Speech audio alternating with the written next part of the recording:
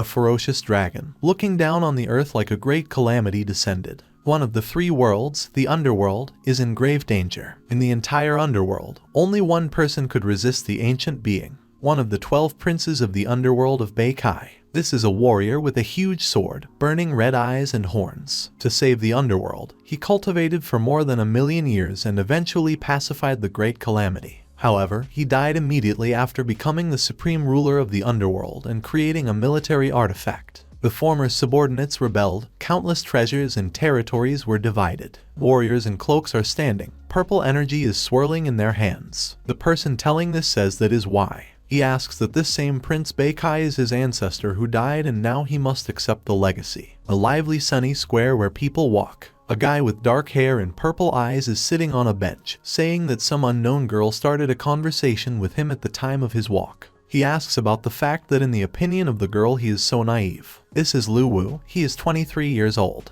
His interlocutor replies that she is not some kind of girl. She screams that she is almost the same age as his ancestor. She continues by saying that Lavu not only has to accept the legacy, but also to take revenge on traitors. And the most important thing is to inherit the will of Prince Beikai, unite the underworld, become its supreme ruler. This girl is Bei Lai. Her age is unknown. She has gray hair and red eyes. The guy shakes her hand on the head, saying that then she can help him by becoming his faithful assistant. She smiles shyly and says aha. Lavu in response to this says fine. Then when they are done with the underworld and the heavens, they will dispose of the three worlds. But the girl needs to wait until he calls Qin Shihuang and asks him for a few dozen men and horses. He mocks her, because Qin Shihuang is a famous emperor of China who lived in the 3rd century BC. Bei Lai shouts that he neglects her and absolutely does not believe her. She punches him in the stomach, shouting that she will not allow him to deceive her. While Lavu clears his throat on the ground after being hit, Bei Lai says that she will let him go to the underworld with her, and then bring him home.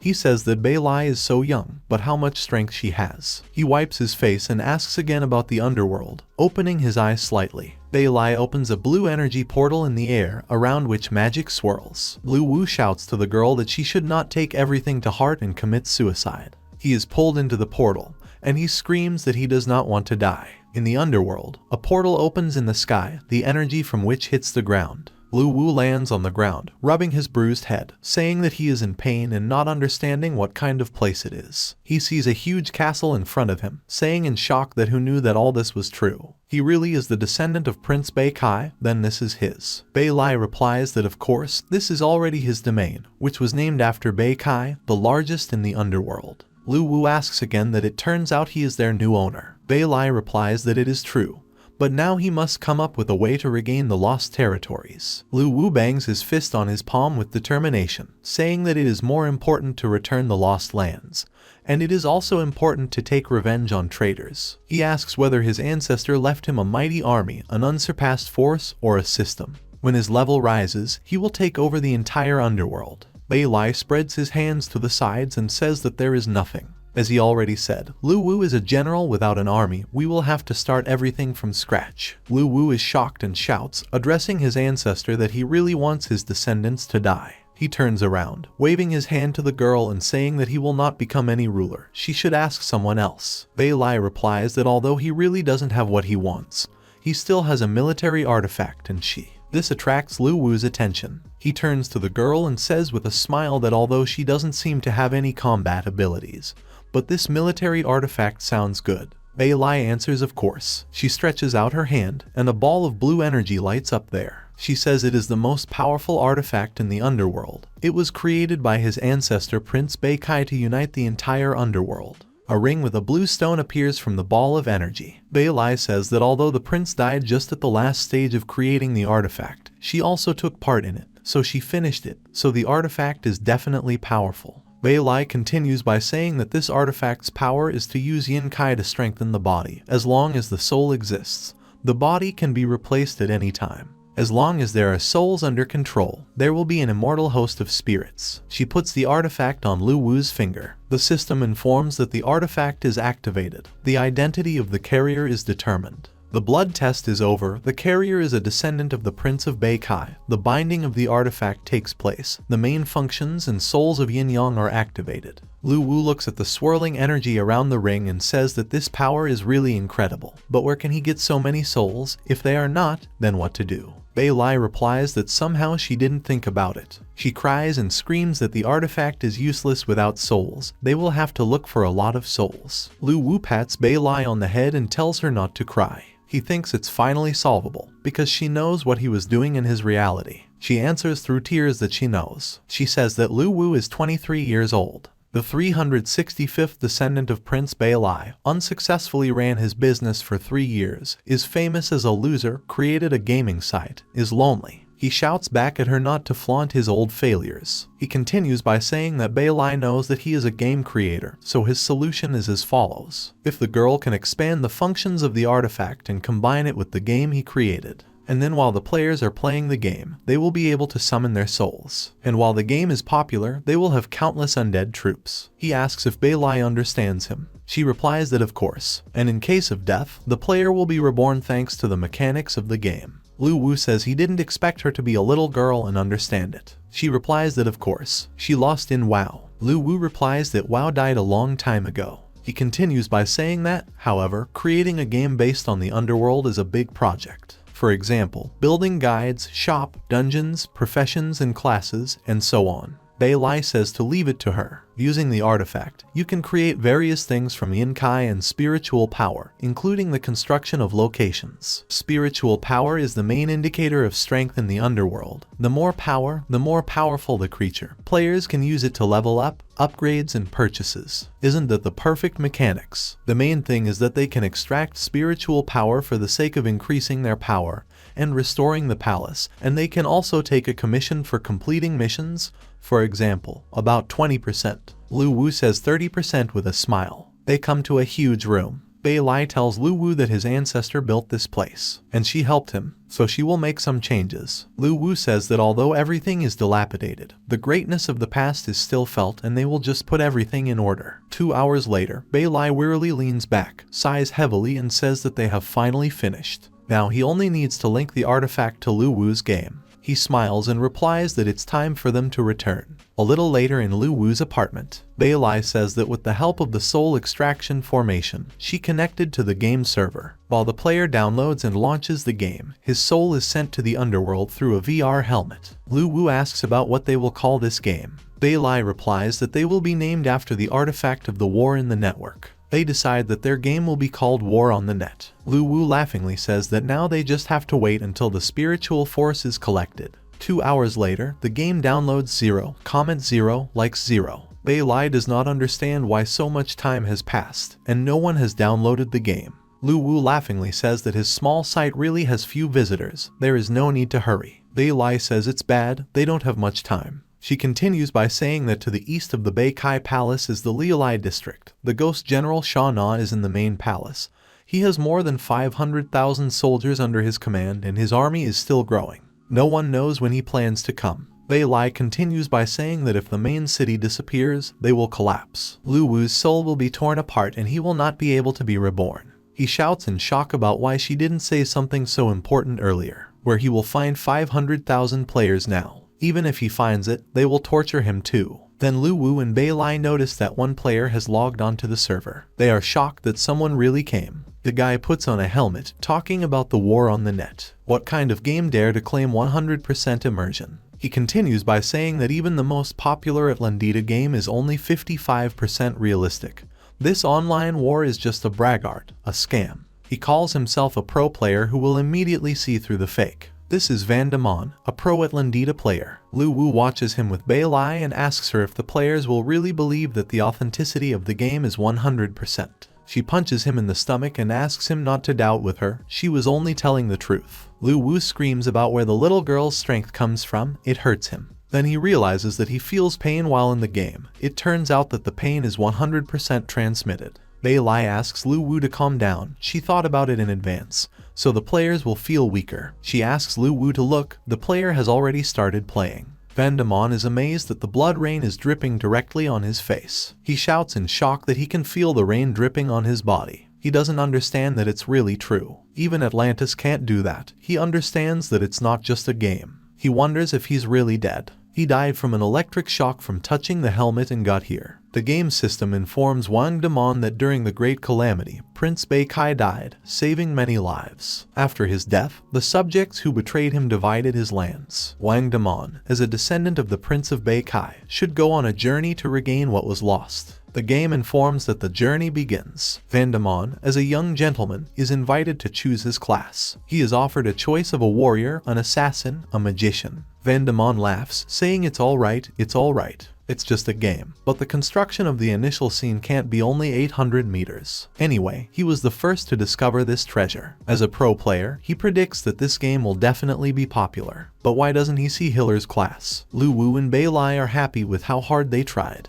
Beilai says that if there is a healer, then why do we need potions from the store? How will they earn without them? Van Damon studies the classes, saying that a warrior is an attacking type, a mage is a ranged fighter, and a killer is secretive. He decides to take the killer. He is told that being born in darkness, living in darkness, walking on the edge of a knife is a secretive killer. Van Damon rejoices at the surge of strength he feels. New clothes appear on him. He takes the dagger and says that by wearing these clothes of a novice killer, you can feel an improvement in body dexterity. Van Damon can't wait for the newbie mission to begin. A novice's mission appears before him, to kill 10 wandering souls, a reward of 5 soul coins. Lavu asks Beilai if this beginner's suit is too weak, the player will be able to equip it and clean up enemies without any problems. Beilai replies with a smile that they are counting on the fact that the player will hunt monsters and accumulate spiritual energy, improving equipment for money. Van Damon thinks that wandering souls must be weak monsters. For a pro player like him, it will be done in a matter of minutes. He decides that it's his time to show a special technique. He says that now the pro player will show an indicative. He is standing in front of the canyon, where strange sounds are coming from.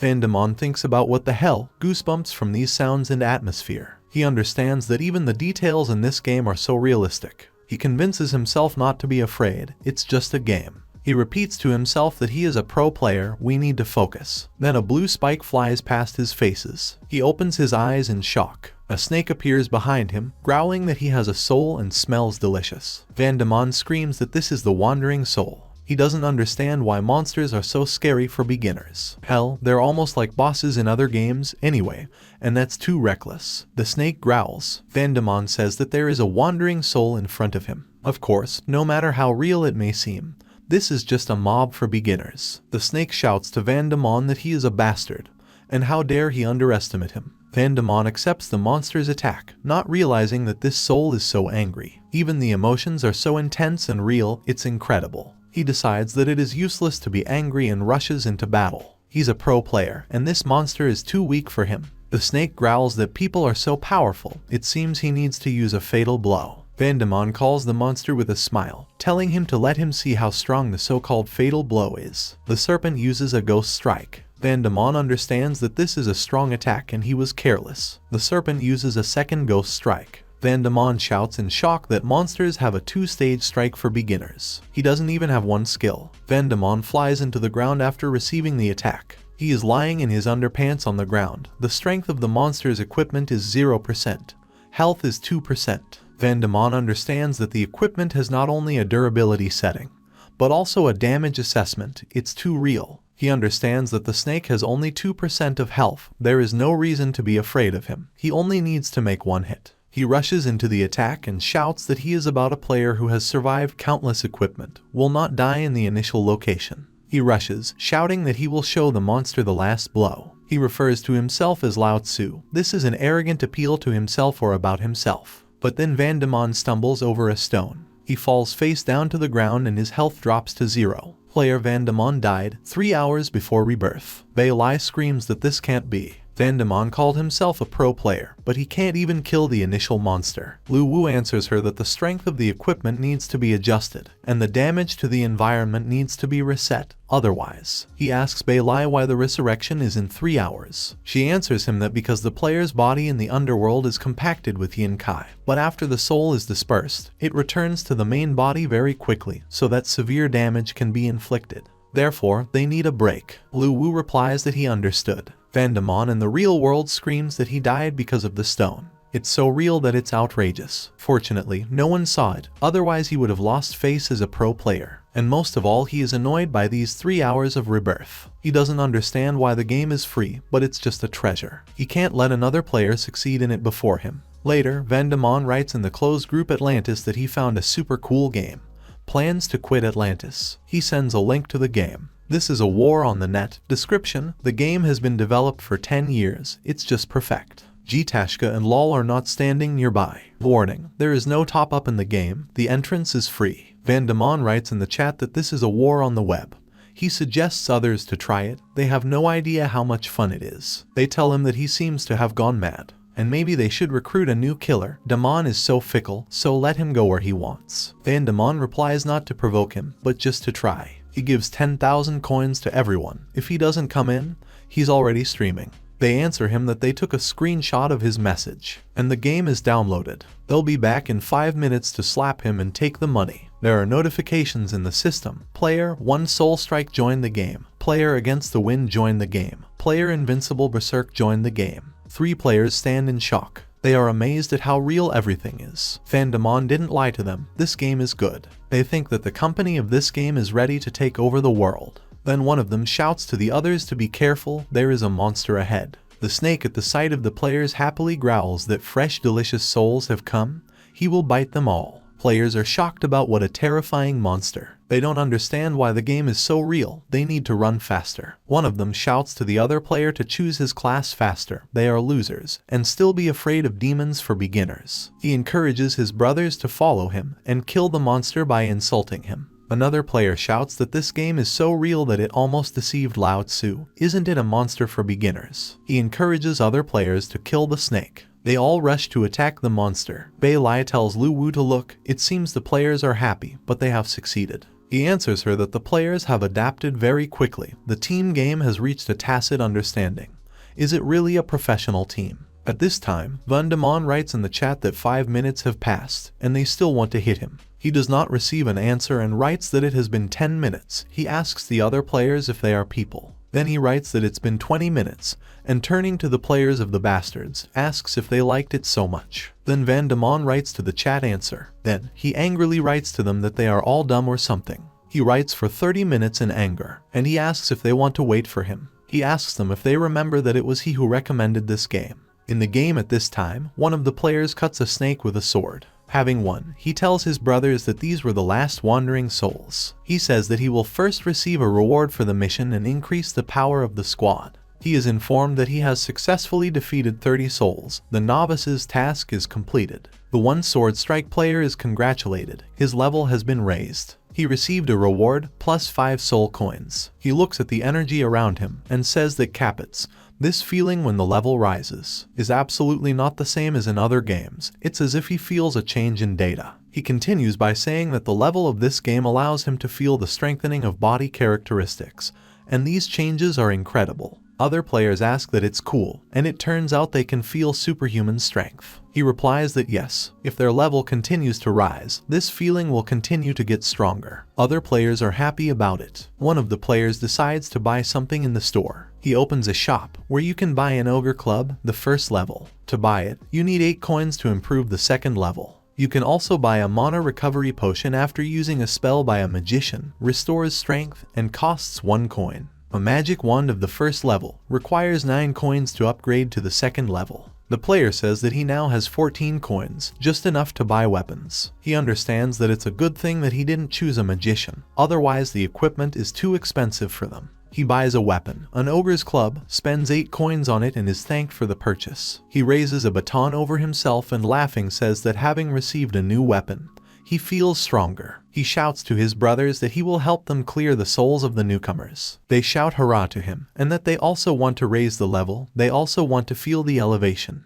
Bei Lai, looking at all this, says that according to her settings, after killing monsters by a player, the monster's soul power is divided into 3 parts. 60% goes to experience, 10% to coins, and another 30% to drop. Lavu says that in this way, with 30 monster souls, he will earn 27 coins. Bei Lai says that a percentage will be charged on every player's purchase in the store, because all goods are sold with a price increased by 30%.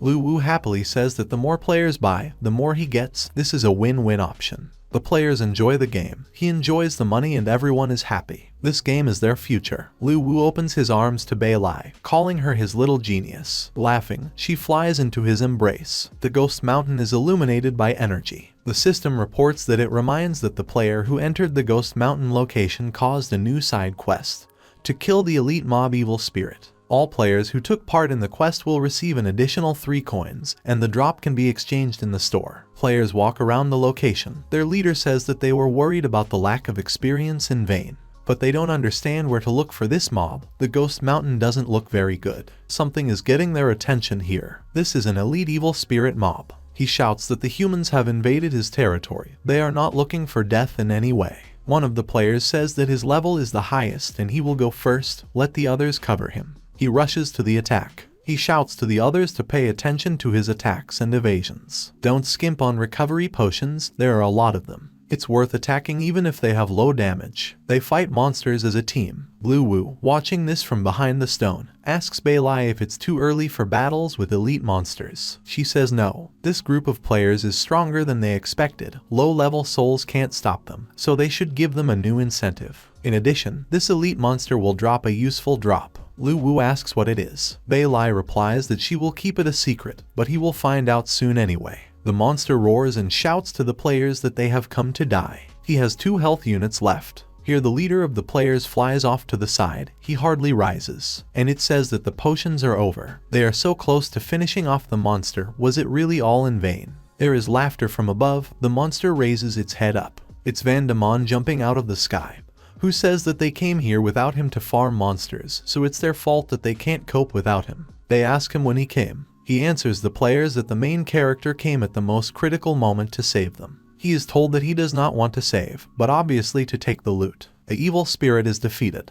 Other players feel the level rise. They find it very cool. Their power has really changed. They pay attention to what dropped after the monster. This is a ghost sphere that can be sold in the store for 28 coins. They are amazed that this bead costs so much. They decide to sell it faster. The game reports about a side task, medical material. All medicinal materials can be sold in the store and receive coins according to the value of the material. Side quest, Monster Hunter. Reward for 30 coins. On Ghost Mountain, you have to kill 30 wandering souls, 20 soul eaters, 20 skeleton warriors, 10 ghost wolves, and 2 elite warriors. Achievement for elevation, I am strong. Reward for 30 coins. You need to reach level 20 to get the blue evaluation equipment. Players cheerfully welcome the new mission. Lavu thinks about giving the players so many quests to occupy them, but Bailai. He asks her what she said about this bead, what it is for. She offers him to eat and find out. He answers, what to eat, so to eat. The beads taste strange, a little nasty. Then Lavu realizes that his body is talking, but he is warm and comfortable. He wonders if this is really for strengthening and improving his body. Bailai answers that exactly. She continues by saying that even though he is Prince Beikai's descendant, his physique is ordinary.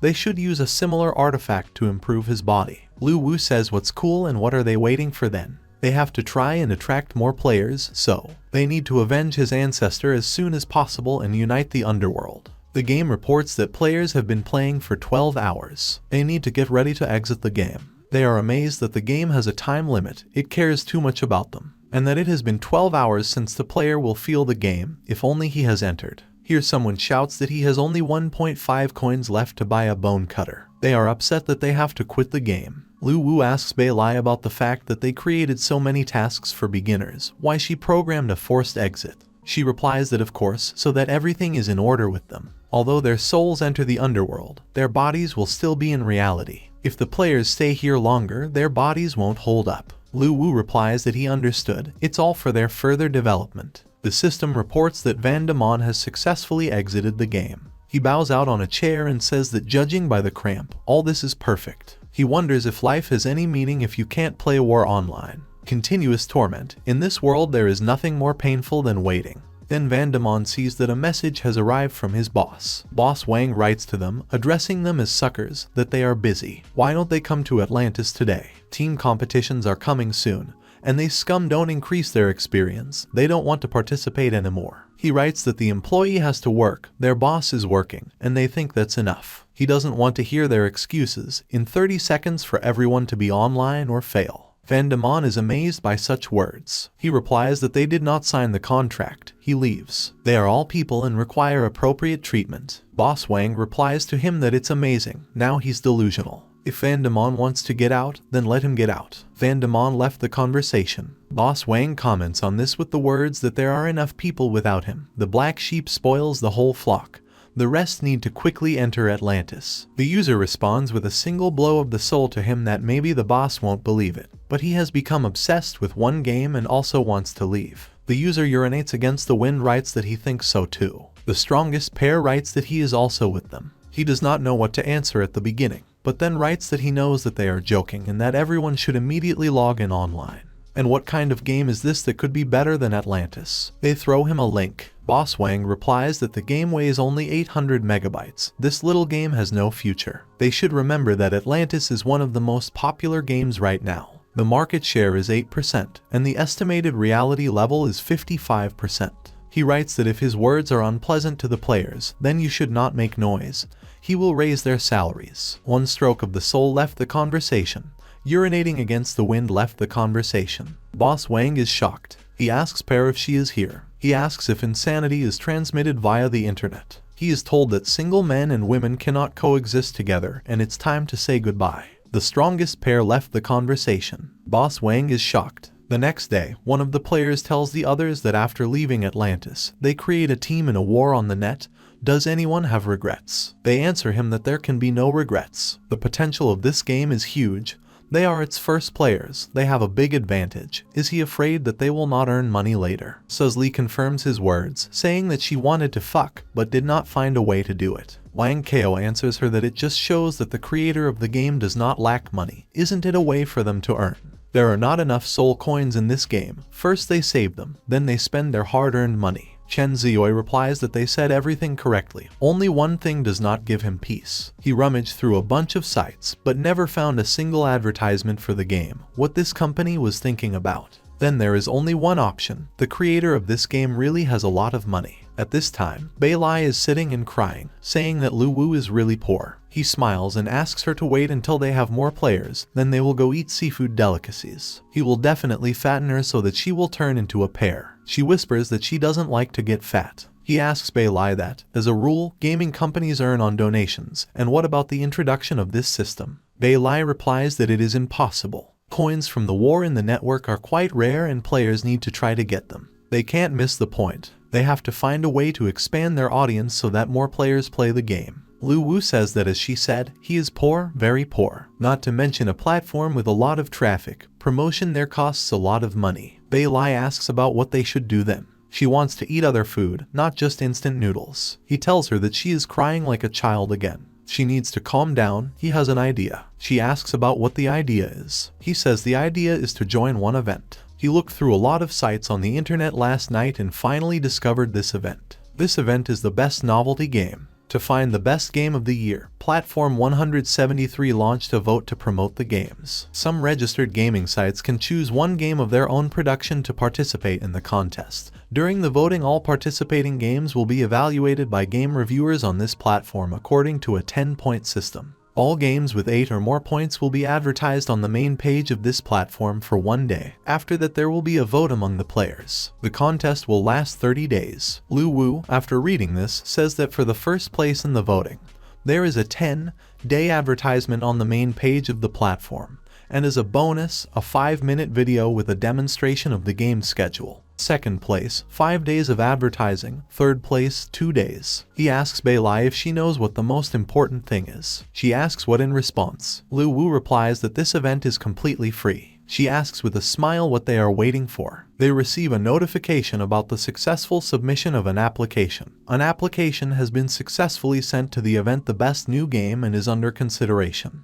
The answer will come within 3 to 5 days. In the head office of Platform 173. A man is sitting with a virtual reality helmet in his hands. This is Mu Qingshui, the critic of Platform 173. He says that there is another garbage game in front of him. They dare to participate in the best novelty event. A waste of time. 2 points is all the game deserves. He clicks the mouse, talking about the next garbage game, whatever it's called. Here he looks that this is a war game on the 800 megabytes network. Game description: it has been developed for 10 years, it is just perfect. GTA and LOL are not even close. Wu Qingshui then says that this is not even garbage anymore, but a completely low-quality fraud. He decides to just log in, make a record of the review and put 1 point. After a while, he takes off his helmet in shock, not understanding how this is possible. After 12 hours, the system informs him that he has successfully exited the game. Wu Qingshui with tears in his eyes says that it's so cool, this game suits him, it's just fate. 10 points. This game deserves exactly 10 points. The only sad moment is the 12-hour limit. This is not enough for him. He wants to play some more. There is a man standing at the window in a skyscraper. Then his phone rings. The man answers. He gets a call from Wu Qingshui, who reports to the boss that he is an appraiser of games for the event and has discovered a real treasure. The man is the president of Platform 173 Wu Goi. Wu Qingshui continues by saying that this is a new game.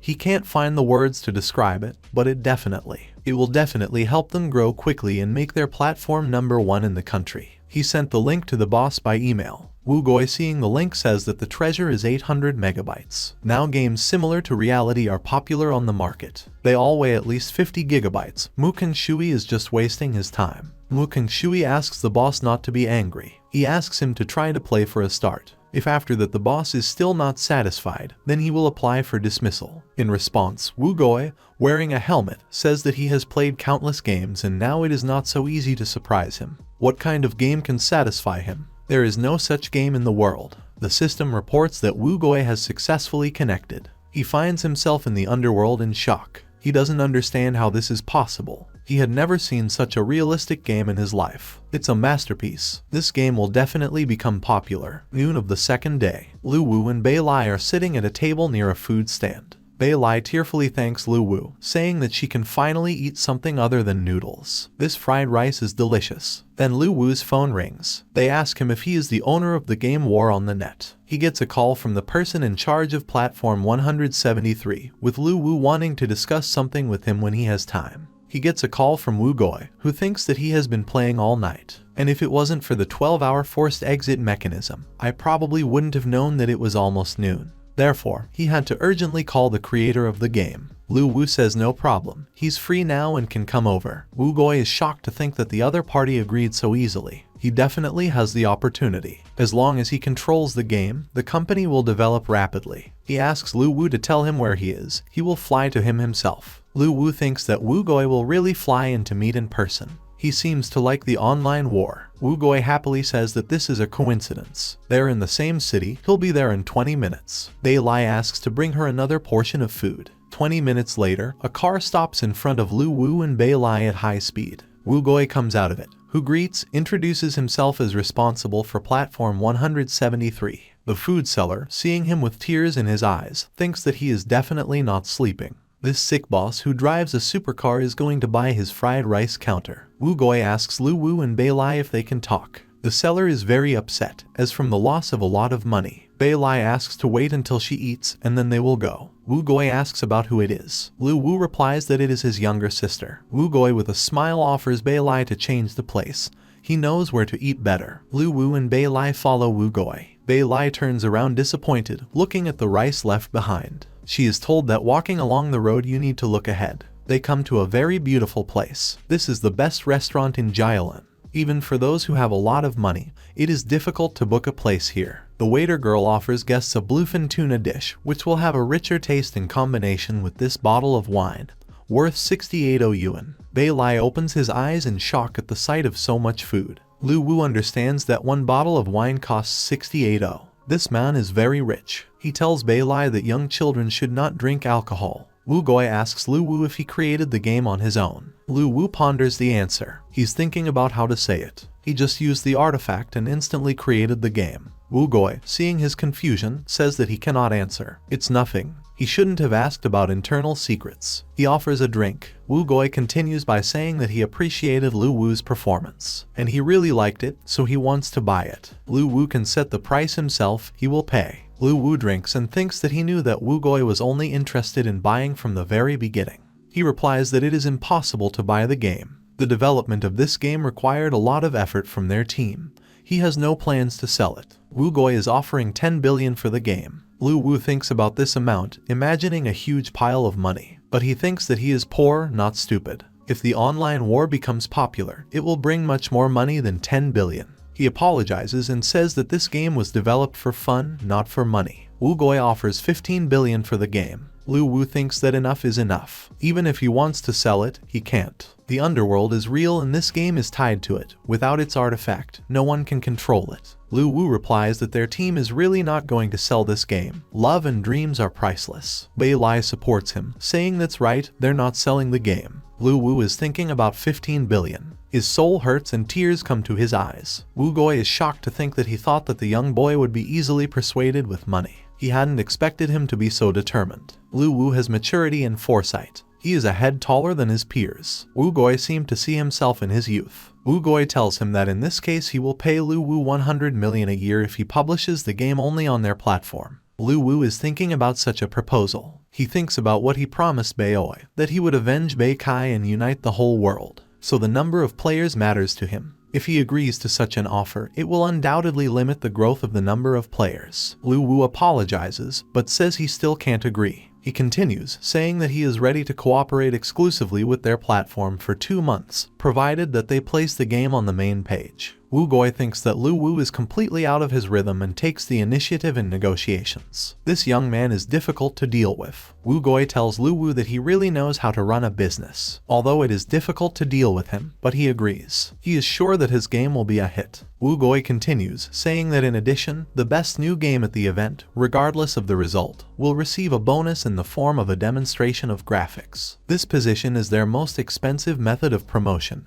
and if Lu Wu places his computer graphics here, it will definitely attract a lot of players. Lu Wu thinks that showing computer graphics is a really good way to attract attention. Lu Wu tells Boss Wu that he wants to thank him and wish him a happy cooperation. They clink glasses. At Lu Wu's house, Bei Lai says that she is full and very happy. Lu Wu says they need to forge the iron while it's hot and go work on the game. Bei Lai says that there used to be 3 ghost kings and 10 ghost generals under the command of Prince Bei Kai. After his death, the entire Bei Kai was divided into 13 regions. Lu Wu's territory is to the east, and the nearest one belongs to the ghost general Cha Na. Lu Wu recalls how Bei Lai said that General Cha Na could invade at any moment. Once the main city falls, everything will be fine and it will never be reborn. Lu Wu says it's settled. They will strike first. Their original primary mission is to reclaim their territory from the hands of the ghost general Cha Na. Bei Lai tells Lu Wu that they will definitely win. He replies that he must. To start the main mission, you must be at least 15. Otherwise, Lu Wu is afraid that the players will not be able to cope with the ghost soldiers, let alone form a large-scale combat power. Although an NPC can significantly improve the quality of the game, it is easy to create it using artifacts. Lu Wu thinks about how easy it is to endow NPCs with intelligence so that they act autonomously, a little more difficult. Bei Lai says it's not difficult, and it's worth leaving it to her. The underworld is the destination of living beings. They can search for those beings who have just been born in the underworld and have not yet manifested spiritual intelligence. Use the artifact to reorganize their souls and give them a new memory and mission. Lu Wu asks about where to look for such souls. Bei Lai replies that creatures after death will randomly be reborn in the underworld. They can give players a task to find newborn souls and turn them into NPCs. After all, the more people, the greater their strength. Lu Wu says it's not a bad idea. A permanent task appears in the game. Soul Collector, you need to find the initial souls born in random places and sell them in the store. The price of each initial soul is 100 coins. Lu Wu says that the most difficult thing is to make the charm of the game reflected in computer graphics and attract the attention of the player. But for Lu Wu, this is not a problem. Bei Lai, seeing this, says that she is glad that Lu Wu speaks with enthusiasm, but he forgot one most important thing. Bei Lai says that if Lu Wu wants to make a quality trailer that shocks the players, shouldn't he spend a lot of money? Lu Wu is so poor and what should they do? He asks her to stop repeating it. Lu Wu says he has already figured out what to do. They don't need to hire a professional team and spend money on creating computer graphics. This world, from rivers and mountain peaks to flowers, is real, it just needs. Use the artifact, collect Yin Kai and restore its former greatness. He's using his artifact. Lu Wu says that then they just use this instead of graphics in a computer game. Lu Wu says it's the protagonist's turn. He turns into the Prince of Bei Kai. With tears in his eyes, Bei Lai rushes to hug him, saying that there can be no mistake. This appearance and behavior are exactly the same as Prince Bei-kai. She is amazed at how Lu Wu learned to control the artifact so quickly. Finally, someone is following the will of Prince Bei-kai. Lu Wu shouts to Bei-lai not to waste her time. This form will not last long, it needs to start faster. He tells her that the actors are in place and it's time to start. Bei-lai takes the helmet and says that since the artifact is related to the game, you only need to use the screen recording from the virtual reality helmet and take it all off. She thinks Lu Wu is very smart. A huge snake asks the Prince of Bei-kai if he really thinks he is able to protect his people. Bei-kai replies that if the monster wants to fight, then it is necessary to fight. He asks his soldiers what they think. They unanimously answer that to fight. These are ghostly skeletons. Bei-kai calls on the warriors to follow you and they will win. The battle begins. After the battle, Bei-kai says that in front of him is an ordinary trifle. How boring. He stands on the bodies of defeated enemies. The serpent says that he underestimated his enemy too much. He deserves to be a prince. But Bei-kai has already spent all his strength. The battle is far from over. He attacks Bei-kai with fire. He takes the blow on himself. Snake is amazed at how Bei-kai dares to ignore his dragon flame and just stand in front of him. Bei-kai asks why he should be afraid of such a weak dragon. Bei-kai belongs only to Beiki residents. The dragon replies that Bei-kai will sacrifice himself. He knew that he would not win, so he wanted to sacrifice his life from the very beginning and take him with him. There is a monstrous explosion. The soldiers understand that he has finally won, but the prince is no longer with them. Then who should they serve? A child is crying. It's a baby screaming. One of the soldiers picks him up and says that the prince is dead. Long live the new prince. Lu Wu says it's shot. Great. In the office of Platform 173, the man says that the reason he gathered all the employees here is to hold one important meeting. He hopes that everyone will be able to express their opinion later. Now they are officially starting. Then the door opens and the words "I'm sorry" are heard. One of the employees sitting at the table shouts to Mu Qingshui that he forgot here. He needs to get out of here. His position does not allow him to be here. Wu Goi says that he called him because he is the one who discovered the war on the net. One of the employees asks what is the war in the network. The girl answers him that this game is participating in their competition. Another is interested in the fact that this novelty, which attracted the attention of Mr. Wu, why he has not heard about it. Wu Goi asks Mu Qingshui to show everyone the trailer. He says he has already uploaded the video and asks everyone to put on a virtual reality helmet to evaluate the graphics. Employees are amazed that they are discussing this for the first time in meetings. A few minutes later, the girl screams that Prince Bei-kai is the best, so handsome, he is her god. The guy shouts that this wonderful game is made with the help of computer graphics. It's really shocking. Another employee says that the introduction says that this video is recorded inside the game. It's true. Are there really games whose screen display accuracy exceeds the accuracy of computer graphics? Another guy says he wants to play it right now. Mu Qingshui should immediately send a link to the game. Lu Wu calls Wu Goi, who says that he watched his trailer and he can't believe how it was made so quickly. He asks about the fact that the trailer was prepared in advance. Lu Wu replies that it seems so. Wu Goi says the game is shocking. In their company, she really liked it. Both the picture and sound effects are on top, but one is missing to perfection. Lu Wu asks about what is missing. He is told that background music, only atmospheric music is missing. If Lu Wu wants to achieve perfection, then it's worth adding a good soundtrack. He is amazed to think exactly. Bei-lai says it's true that they completely forgot about it. How can they add high-quality music if that beggar? Lu Wu asks her to stop repeating it. He thinks that this is a big problem, because in addition to the background music for the game, there is also theme music. Is there a way to create music without spending money? Wu Goi says it's not a problem. Lu Wu needs to find a songwriter and a singer. Lu Wu replies that he thinks it's better to let the players evaluate the game. He thinks that the problem is that he has nothing to pay with. Music and everything like that will wait until they have enough funds, and then they will already think about it. Bei-lai whispers that of course he believes him. If he is poor, then let him say so. Wu Goi thinks that it turns out that Lu Wu did not create music for the game because of such peculiar reflections. Indeed, from the point of view of the 100% reality of the game, Lu Wu's words make sense. He didn't think about it. He tells Lu Wu that there is one good news that he wants to tell, although it is self-evident. Wu Goi says that the evaluation results have already been published. The evaluators selected 15 games with 8 or more points, of which 3 games received 9 points or higher. All evaluators assign 10 points to the war on the network. Lu Wu's game is in the first place. He continues by saying that starting tomorrow, the rating of these 15 games will be determined by the players. The war on the net will be officially launched tomorrow on their platform 173. Wu Goi is sure that the game will have many fans. Bei Lai says Lu Wu is great. The players will vote, everyone is looking forward to it. Lu Wu says that since the game will be officially presented on platform 173, they should create the first NPC. Bei Lai replies yeah. She tells Lu Wu about this NPC. She recommends an NPC guide for beginners. Lu Wu replies that he thought so too. Well, besides that, he hopes that this NPC will have his own hobbies and thoughts to enrich their game.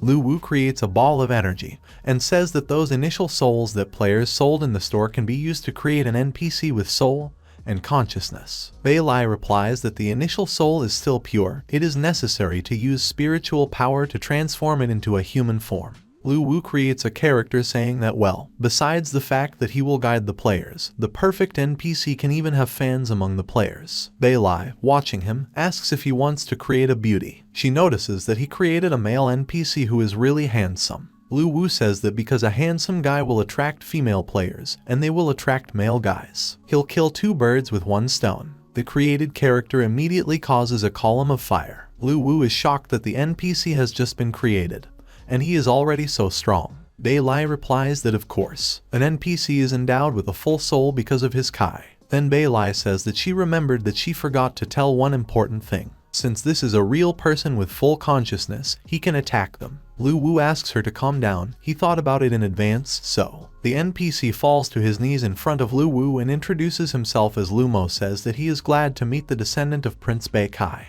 Bei Lai, peeking out from behind Lu Wu, asks about the NPC's name. Lu Wu says that's right. Lu Mo is the adopted son of Prince Bei Kai. He tells Lu Mo that he inherited the will of the prince, so he should do his best to help him. Lu Mo says that he will definitely do everything possible to help him carry out the last will of the prince. Lu Wu says that he used the artifact to inject a new personality and quality of responsibility deep into Lu Mo's soul. He will be able to help players with some knowledge about the Beiki country and give out new tasks. Lu Wu continues by saying that after players reach level 20, they will be able to pay Lu Mo 50 coins and create a guild. At the moment, the preparation for the launch of the game is completed. It remains only to wait for the players. In the office of the Tenlong Game Studio, shouts are heard that the voting results have been released. Their undead evolution scored 9.2 points. The owner of the studio, Tenlong, Lai Tianxia, says that it's not surprising. They spent almost 7 years, a lot of effort, and resources to create this evolution of the undead.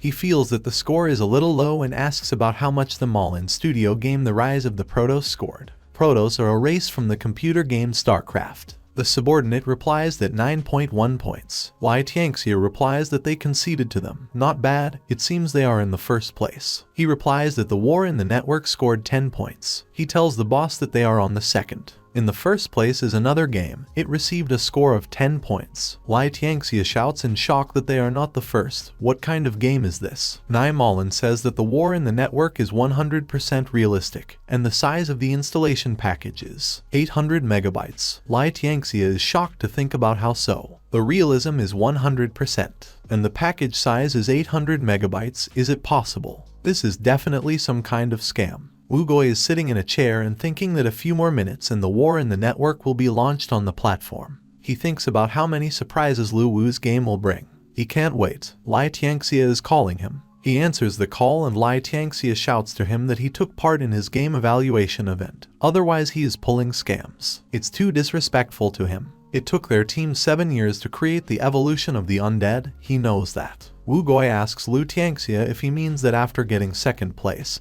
he feels offended and does not agree with this. Lai Tianxia replies that of course he does not agree. He was afraid that the rise of the Protoss would defeat them. He could still accept that. But the game that took first place weighs only 800 megabytes, and the description says that the realism is 100%, and they put 10 points. Lai Tianxia continues, saying that he just wants to know how much this game will benefit him. Isn't he afraid of shaming his platform? Wu Goi answers him that the online war has already been launched on the platform and Lai Tianxia should download it and try to play. After that, if he still thinks that the game does not deserve 10 points, then he will personally remove it and then their game will be the first. Then, Wu Goi says that's it, he has more important business. He hangs up. Lai Tianxia puts down the phone and says that Wu Gui thought that this way he would be able to talk his teeth. He decides to try how interesting this online war is. He opens the comments. The game evaluator writes that if someone reads only the description, they may miss this epoch-making game. He gave 10 points. The evaluator of the game writes that he compared this experience with taking a drug, cannot tear himself away from the game in any way, and puts 10 points. The game evaluator writes that before scoring, he had about 22 hours of experience in this game. In addition to the very realistic game experience, there were also some hidden features that shocked him. He gave 10 points. The appraiser of the game writes that he is a very curious person, so in order to explore this game, he did not follow the instructions of the quest, but went straight to the Ghost Mountain. This game is scary in a good way. It puts 10 points. Lai Tianxia angrily says that it seems this game has paid quite a lot for such reviews. He picks up a virtual reality helmet. Lai Tianxia says that an 800 megabytes game can create a 100% sense of reality. Now he will know her true face. He puts on a helmet and greets him in the online war game. He finds himself in a crowd of people going to the palace of Prince Beikai. Questions are heard from the crowd about which class to choose. This game is really awesome. No wonder there are so many newbies. Lai Tianxia stands in the middle of the crowd in shock. He understands that with the current development of technology, the game cannot be 100% real. But this game has managed. Not to mention the gameplay of this realism. 10 points is not an exaggeration. Who created this game? There's someone calling Brother Li from above. Lai Tianxia raises his head. Wu Gui lands in front of him. He asks about why he is still standing. They should go hunting monsters faster. If they don't hurry, they will disappear. Wu Gui has a berserker class. Lai Tianxia calls Brother Wu, who is ready to fight the snake. Lai Tianxia shouts that this is the important matter that he was talking about. Wu Gui asks Brother Lai to hurry up. It is necessary to strike a decisive blow. Their side mission is completed. Lai Tianxia asks Brother Lai not to worry. He will figure it out. The snake in front of them has very few lives left. Then someone stops Lai Tianxia's attack, and he doesn't understand what it is. The other player kills the monster with one blow, and Lai is pulled away to the side. He asks Brother Wu to be careful and rely on him. Then a girl appears behind his back, who says that it's better for him to take care of himself. Really?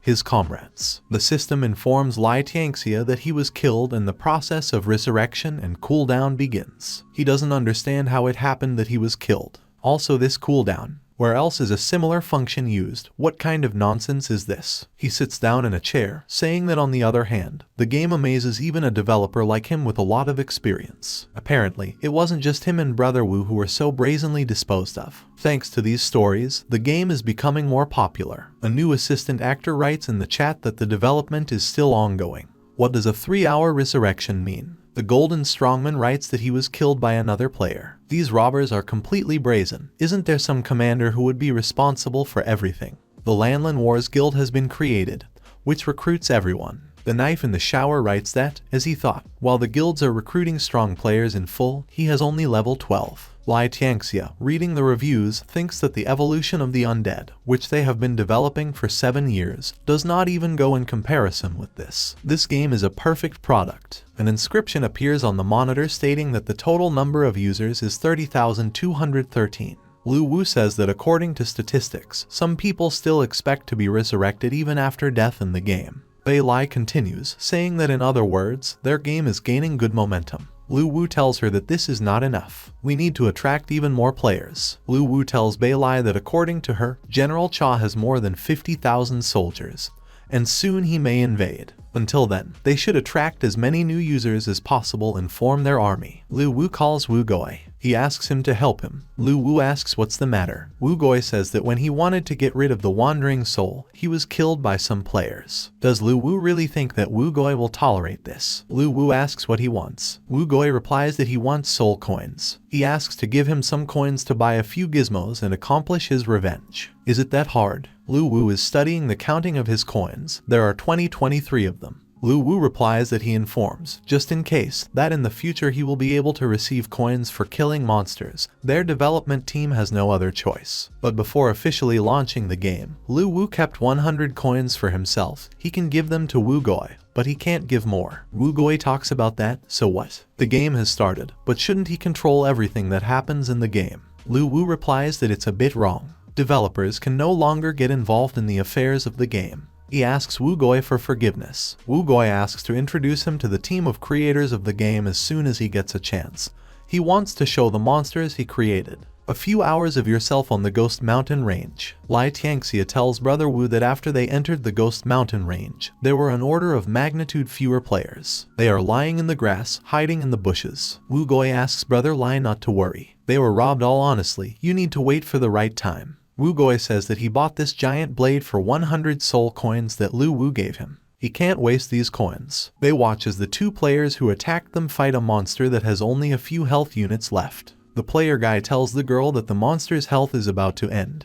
He will restrain him and let her collect drops. Wu Goi is shouting that Brother Lai is now. Lai Tianxia laughingly shouts that it's time for revenge. The two of them jump out of their hiding place and attack other players from behind. The guy player shouts to his mistress that their business is bad, it's those two players. After that, he is struck down by the attack. The girl jumps aside. Lai Tianxia remains on the ground, his sword stuck in it, as he missed. He gets angry, calling himself crooked. Gu Voi asks Lai Tianxia what's wrong with him. The girl screams that she calmly dealt with the warrior. Where did they come from at all? Lai Tianxia asks Brother Wu not to worry, the advantage is on their side. He pulls out his sword. The monster is preparing to attack them, saying that what speeches, their wonderful souls belong to him. The girl, Lai Tianxia and Wu Goi did not expect this attack. The warrior of destruction killed all three. There are frustrated screams and words about what the hell. Someone screams that what kind of assholes, because of them, she was attacked by a monster. This is the Yi family's home in Jialing City. The girl screams that she can't even find the words. She must take revenge. She asks the butler Uncle Mu to call her brother and tell him that she was bullied, let him come with people,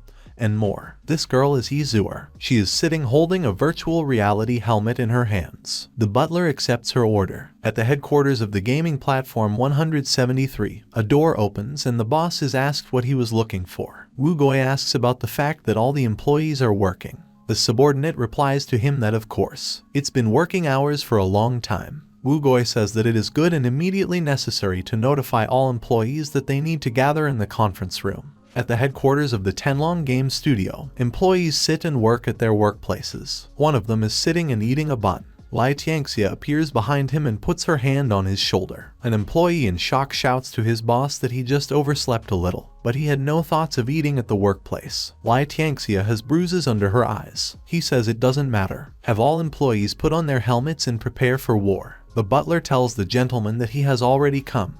His mistress has been waiting for him. This is Yi Cheng, who asks about who dared to bully his sister. He will fire everyone. There are several strong young men standing behind him. He tells Zuer that he has brought everyone. Let her tell who offended him and he will finish them off. Smiling, she answers her brother that of course. She asks Uncle Mu to bring things down so that there is enough for everyone. He accepts the order. Brother replies to Zuer that they are armed. The butler brings them a box. Zuer says that the problem is that the knife is useless in this situation. In the game, she was attacked by two guys, and then she was completely killed by a monster. My brother asks again about the game. Zuer replies that it annoys the hell out of her. Yi Cheng is shocked. Zuer is angry that he doesn't understand her. Yi Cheng shouts to his guys about why they got up. They need to prepare for the game, choose their specialization, and then go after Zuer. If they don't help my sister solve the problem, then they're dead. So the Guild of Guardian Angels was created, and Wu Goi and Lai Tianxia created the Avengers Guild. They are ready to start a war. Someone tells Lu Wu to wake up. He asks what's the matter, he just closed his eyes. Bei Lai asks him to take a look. Notifications are coming that player Yi Zuer has earned 500 soul coins, and has also created the Guardian Angels Guild.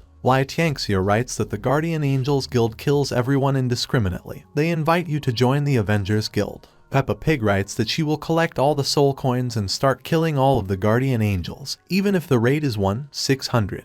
Yi Zuer replies that what about her course 1/700? Lu Wu wonders who Yi Zuer is. She has increased the value of soul coins from 110 to 1/700. Other players are discussing that coins cannot be bought. Bei Lai says that although the guilds have not been officially created yet, but while Lu Wu was sleeping, two factions had already appeared. A conflict has broken out between them, so until they kill each other, the conflict will not stop. Soul coins, thanks to which you can easily increase strength, have become an indispensable material, so guilds are trying their best to get as many coins as possible. Bei Lai shouts to Lu Wu that they are rich. They will be able to buy a lot of food. He answers that it is true. The rate is 1/700, they will become millionaires. Beilai says that soul coins are also very important to them. You can't sell everything. She's already confused. Lu Wu can understand her feelings. To restore the Beiki Palace, you need a lot of soul coins. But they will not be able to live life to the fullest if they are always afraid of unfulfilled goals. Lu Wu decides to sell 500 soul coins to begin with. It won't hurt them much, they will also earn. Lu Wu decides to use a combat artifact to pretend to be an ordinary player. Beilai asks about what specialization Lu Wu will choose. Lu Wu chooses a magician. The mage wasn't particularly strong initially. Apart from the Kai energy bomb, there aren't that many strong skills. He asks Beilai not to worry. He will sell coins, not participate in battles. It would be stupid if he was killed at his own game. But the magician has a huge potential. There are many techniques stored in the underworld. As soon as they build a palace, they will be able to get to them. Moreover, they will be able to develop professional skills. By adding another column to the shop with the acquisition of skills, the player's strength will be able to grow by leaps and bounds. The current weak magician will definitely reveal his potential. Lu Wu is in the game and he got the coordinates of Yizur. She will be his exchange target. He creates a bird out of energy and flies away on it. Beilai tells him to use the yin energy to transmit the coordinates to the phoenix. She smiles and says that she is already used to seeing Lu Wu using a combat artifact. A few minutes later, somewhere far away in the mountains, Lu Wu is shouting about what he's doing. He will not be well if he does not leave them alone. Lu Wu says he is looking for Yizur, wants to exchange coins. He thinks that the relationship between the guilds can deteriorate so much in such a short time. Yizur is interested in who was looking for her, she doesn't know him. He replies that he has heard that she is exchanging coins. He offers her a market deal of 1/700. She agrees to take everything that Lu Wu has. She thinks that Lu Wu is just one more in with the weakest class of a magician. Lu Wu says he has 500 coins. She says that of course he has 500. She asks not to waste her time and sell her coins to someone else. Then an idea dawns on her. She asks about how many coins he has. Lu Wu answers 500. Yizur asks Lu Wu if he is lying about where the magician got 500 soul coins from. It's too suspicious. Lu Wu replies that he will put 500 coins in the transaction column. He sends Yizur an exchange request. She is amazed that Lu Wu really has 500 coins. Laughing, she says she wants to buy everything. She thinks that she will buy that red coat with these coins, which she has wanted for a long time. Lu Wu asks her to go to the trading site for a guarantee. Yizur replies that there is no need for this trouble. Let Lu Wu just call the account number, she will do everything.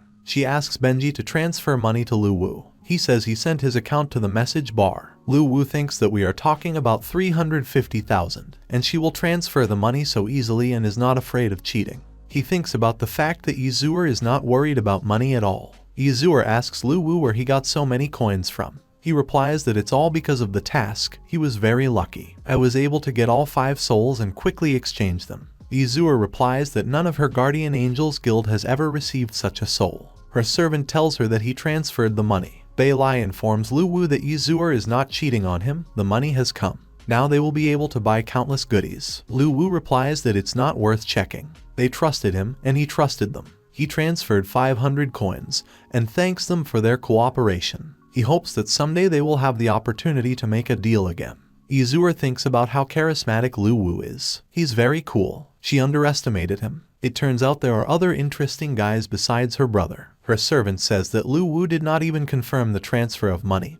He must not really need them. Yizur replies to her that money has nothing to do with his temperament. Here Zur is informed that the teammates are in ambush. She asks the player about the Avengers Guild again. The player answers her that no, these are elite mobs. Then the army is approaching them. These are demon troops on wolves. Their leader asks who is in charge here and who dared to invade his domain.